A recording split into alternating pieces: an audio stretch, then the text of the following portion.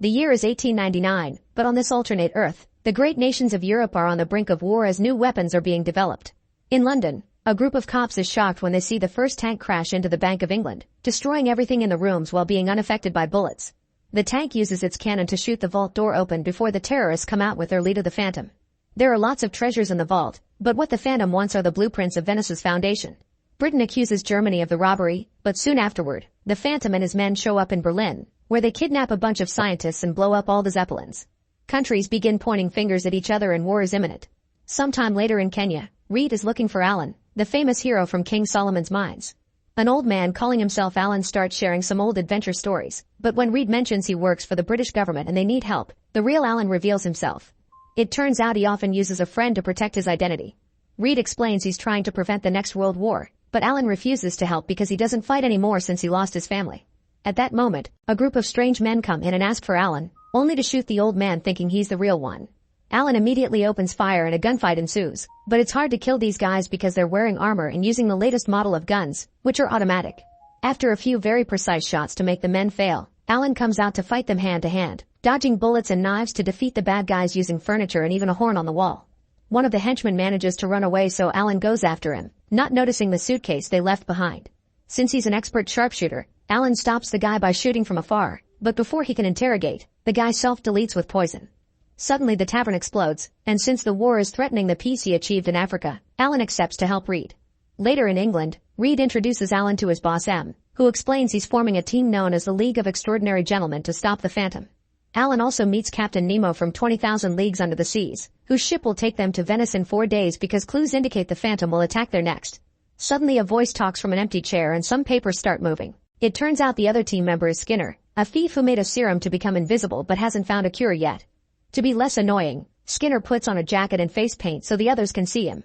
At that moment, another team member arrives. Her name is Mina and she's an expert chemist, but Alan isn't happy about having a woman on the team. The group gets going and Nemo impresses everyone with the latest automobile technology. The driver is his first mate Ishmael, from Moby Dick. On their way out, they don't notice they're being followed. Eventually they make it to the docks to recruit the infamous Dorian Gray, who only lets them in because Mina is his ex. After noticing that Dorian is missing a painting on the wall, Alan shares that a witch doctor once blessed him for saving the village, so it's said Africa will never let him die. He also remembers meeting Dorian when he was a child, yet Dorian hasn't aged a day. Dorian avoids all explanations because he isn't interested in joining the team, but the conversation is interrupted when a bunch of armed men come out of the shadows together with the Phantom, who asks the League to join him. While the Phantom talks, Alan notices one of the henchmen looks different. He's the stalker from earlier, who immediately opens fire against the enemy. Chaos ensues in the room as everyone begins to fight and reveals their skills in the process. Dorian is immortal, so he just walks into the bullets to kill the men with his sword and lets his body heal himself. Nemo uses a sword and martial arts while Alan uses his own firearm, and so does the stalker, who turns out to be an American Secret Service agent called Tom Sawyer. Skinner takes off his jacket and paint to hit bad guys with things like books. The Phantom runs away and Alan tries to stop him, but he's intercepted by a henchman. While they fight, Tom tries to chase after the Phantom, who manages to escape by jumping through the window into the river. The guys think the fight is over, but there's one last man hiding and he takes Mina hostage. However, Mina's eyes suddenly turn red and she bites the guy to kill him by drinking his blood. It turns out she's the widow of Jonathan Harker, who was part of the team that killed Dracula. Then Dorian accepts to join the team because he took this attack personally, and Alan lets Tom join too. Tom was sent by the American government because they're worried the war will reach the Americas too.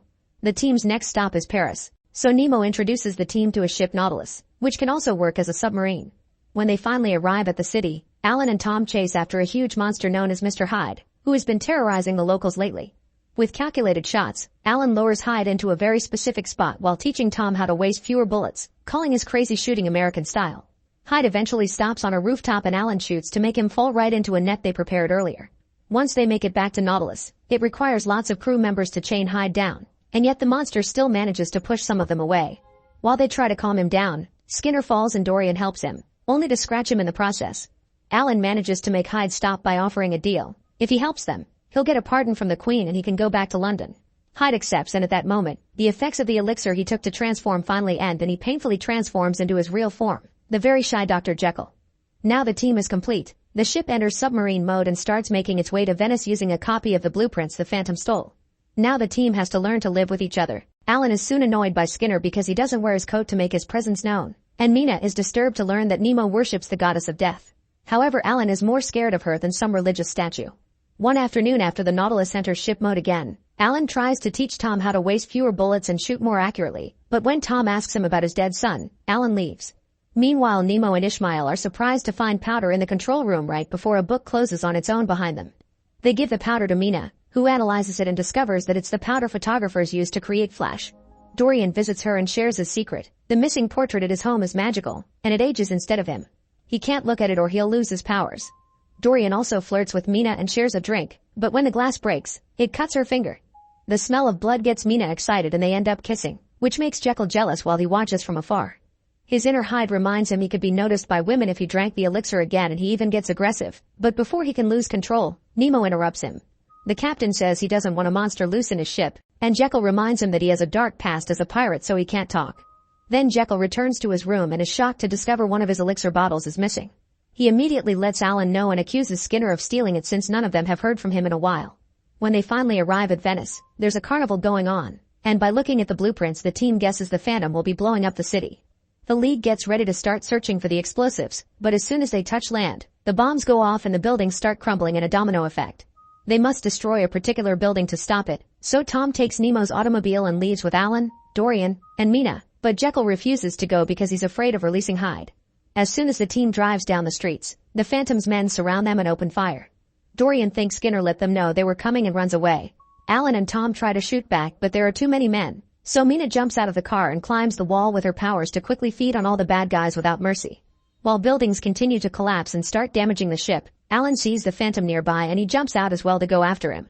Tom is left driving alone, and after dodging lots of falling debris, he finally finds the right building and shoots a flare. So Nemo fires a rocket that destroys that building and finally puts an end to the domino effect. As the explosion goes off, the car flips and Tom gets caught under it. On the ship, Dorian reveals he's the actual spy and shoots Ishmael. Meanwhile, Alan follows the Phantom to a cemetery and they exchange a few hits. The Phantom stabs Alan on the shoulder and Alan hits him in return, which causes the mask to fall and shows his identity. He's actually M, which stands for Moriarty, the legendary enemy of Sherlock Holmes. The Phantom runs away and Alan throws the knife back at him, but it isn't enough to stop him. Afterward, the team returns to the ship and finds a dying Ishmael, who uses his last breath to tell them about Dorian. At that moment, the ship's exploration pod comes out and shows Dorian going away to meet with the Phantom.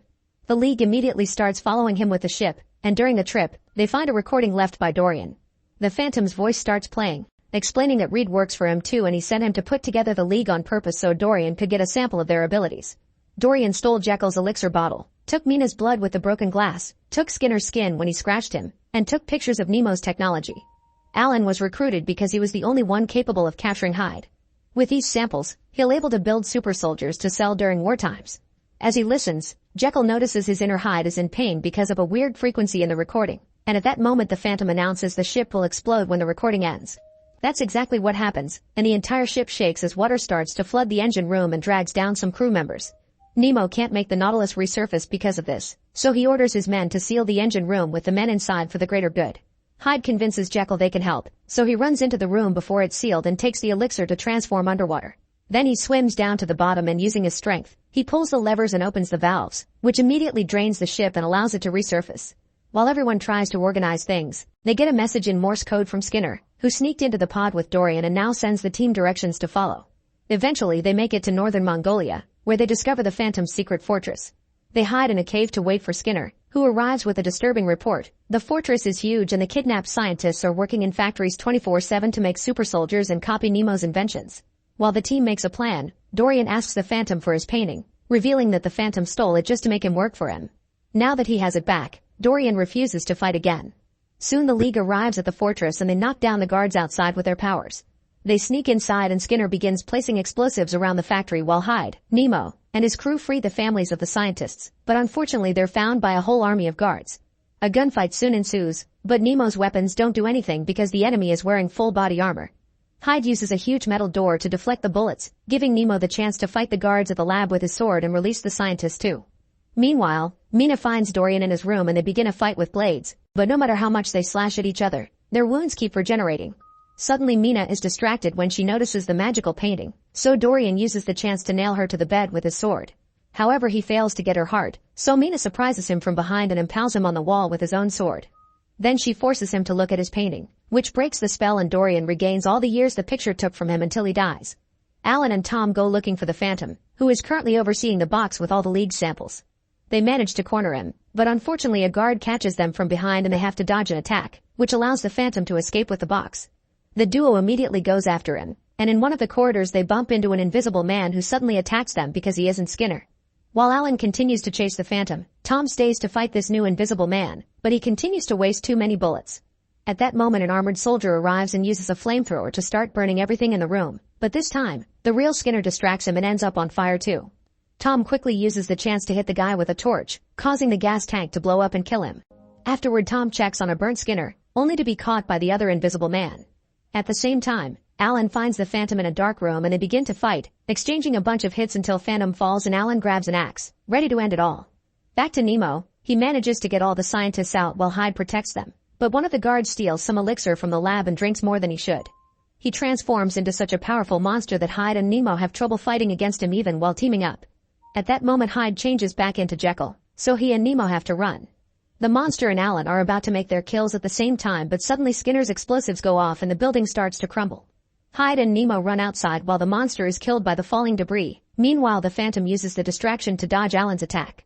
When Alan tries to stop him again, the Phantom shows him that his invisible man has caught Tom, so Alan turns to save his protege and the Phantom stabs him in the back before jumping out of the building.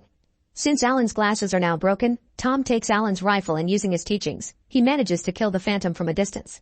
While the box with the samples is lost in the water, Alan tells Tom that the new century belongs to the new generation, and then he dies too. Sometime later, the League buries Alan with his family in Africa, and Tom leaves the rifle on the grave. The group decides to keep being a team and leave to start a new adventure. Once they're gone, the witch doctor from Alan's story comes to start his ritual, which makes the grave shake. Make sure to subscribe and turn on notifications so you can watch more videos like this. Thanks for watching.